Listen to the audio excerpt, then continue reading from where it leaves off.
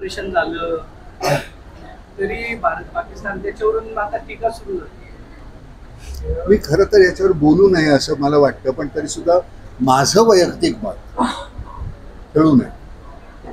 माझं वैयक्तिक मत मला असं वाटतं की माझ्या लोकांचं रक्त सांडलेलं आहे तिथे, त्याच्याशी का खेळावं असं मला वाटतं।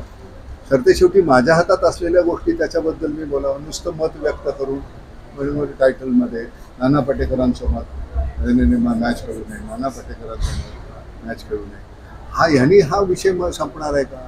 एक दिवसाचे तुमचे टायटल संपतात, त्याच्यानंतर उद्या काय?